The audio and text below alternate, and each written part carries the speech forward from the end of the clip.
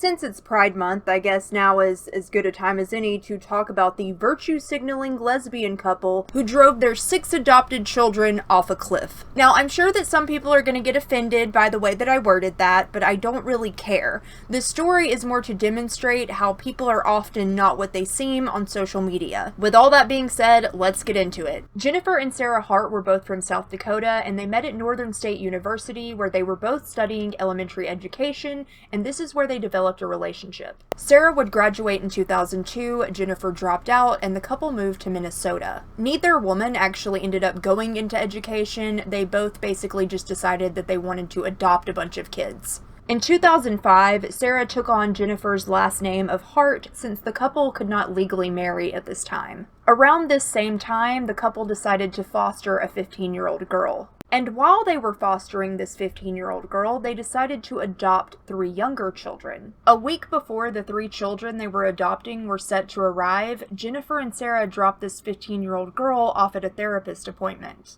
And while this girl was in her appointment, her therapist told her that Jennifer and Sarah would not be coming back for her. They decided to just ditch this girl and throw her back into the system, apparently in favor of the 3 younger children they were adopting. In 2006, the couple adopted their first 3 children from Colorado County, Texas. They now had 8-year-old Marcus, 4-year-old Hannah, and 3-year-old Abigail. At this time, Sarah was working as a manager at a store called Herberger's in Minnesota. Jennifer had been working some odd jobs, but now decided that she wanted to be a full-time stay-at-home mom. In order to pay for all of these kids, the couple was receiving funding from the state of Texas, which amounted to about half of their income. Keep this in mind while looking at the lifestyle they lived. Sarah was the only one with an income, and she made about $45,000 a year managing a store. After they had adopted all 6 children, they were getting about $52,000 a year for the children combined, which was supposed to and should have gone back into caring for the children.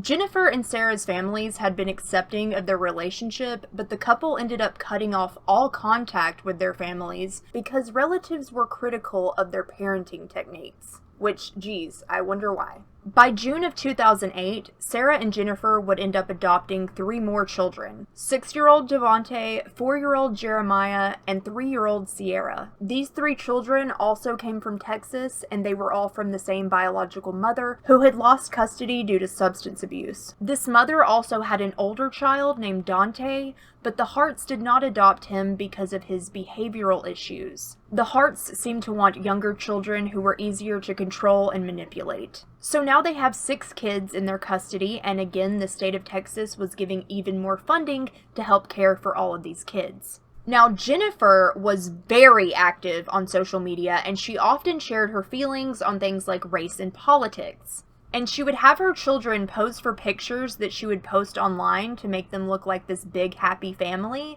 but after the photos were taken, the children would go back to looking lifeless and depressed. Because, of course, in reality, there was a lot of abuse going on behind the scenes. And it really just seemed like these women adopted these kids to make themselves look like the perfect warriors for social justice. Jennifer would often refer to her family as the Hart Tribe on social media. And the couple would often go on these trips with all 6 of their children to protests and festivals. But these were all just photo opportunities to make Sarah and Jennifer look like the perfect, accepting, loving couple. In 2008, while the family was living in Minnesota, a teacher noticed bruising on 6-year-old Hannah's arms. And Hannah told this teacher that Jennifer had hit her with a belt.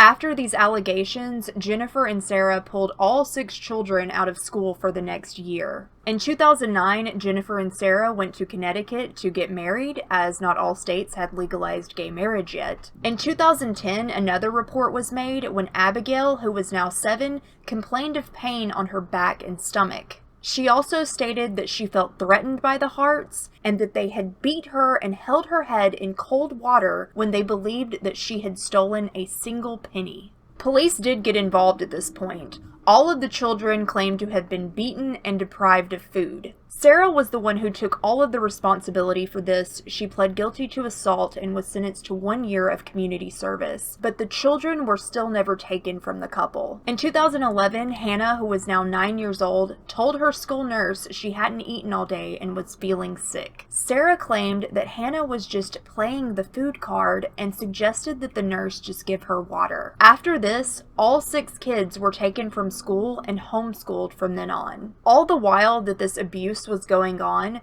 Jennifer was constantly uploading pictures of her perfect, happy family to social media. This was again to make it seem like everyone was doing great and the kids were really happy in their new home. And when people would see the pictures of these smiling kids online, they would think that everything must really be okay. In 2011, the family moved to Oregon. Authorities in Oregon had been notified of the abuse in Minnesota and started an investigation. They interviewed everyone in the family and people who knew them. Friends of the family stated that the children had to raise their hands before speaking. They weren't allowed to tell each other happy birthday, and they weren't allowed to laugh at the dinner table. Another friend reported Jennifer had once ordered pizza for the kids, but they were only allowed 1 small slice each. And once Jennifer noticed that the pizza was all gone, she punished the kids by depriving them of breakfast the next day and forcing them to lay in their beds for 5 hours. Other friends said the children were all terrified of Jennifer and they acted like trained robots. It was also reported by a doctor that the children might be malnourished as they were all in the low range of height and weight for their age. But when investigators interviewed the children themselves, they didn't mention any new incidents of abuse or anything that had happened in Minnesota. When Jennifer was interviewed, she stated that any family problems they had were from others not being tolerant of 2 lesbian mothers with 6 African American children. Yep,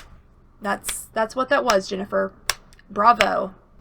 People were just not tolerant. It certainly had nothing to do with the fact that you are repeatedly depriving your 6 children of food and abusing them. So apparently this investigation by the Oregon authorities wasn't able to say if the Harts were actually guilty of anything or if the children were in any danger. In 2014, these photos of Devontae at a Black Lives Matter protest in Portland went viral. And I can now say with almost certainty that Jennifer and Sarah probably forced him to do this. Now you're probably noticing from all of these photos that the family traveled a lot and they also lived beyond their means. Because again, Jennifer wasn't working, she was a stay-at-home mom, and Sarah was only making around $45,000 a year as a store manager. Even with half of their income coming from the children, the couple was in a lot of debt. But the family would move yet again to Woodland, Washington in 2017, and they bought a $375,000 home. That year in August, Hannah, who was now 15, jumped from her second-story bedroom window in the middle of the night and ran next door to the neighbor's house. The neighbors were the DeKalb family, and Hannah was begging them for help. Hannah begged them not to make her go back home and told them that the Harts were racist who abused her and her siblings. But Jennifer and Sarah soon found Hannah and took her back home. The next day, Jennifer told the DeKalbs that Hannah was just lying, and she and the other children sometimes acted out because they were, quote, drug babies. So that's how Jennifer was trying to manipulate all of this. Now, I have to say this because I call things like they are, get offended, I don't care, I'm not going to be overly PC to cater to anyone. But this is an observation that I've made about people like this, particularly these very liberal white women who seem to live their lives in a virtue-signaling white savior mentality. It's like they want to seem so anti-racist that they will go through all of these things, but in reality, they are the most racist people out there. And it's like they project it onto everyone else to try and cover up their own racism. And that definitely seemed to be the case with Jennifer and Sarah Hart. No one likes racism, we all know it's bad, but some people take not being racist to such an extreme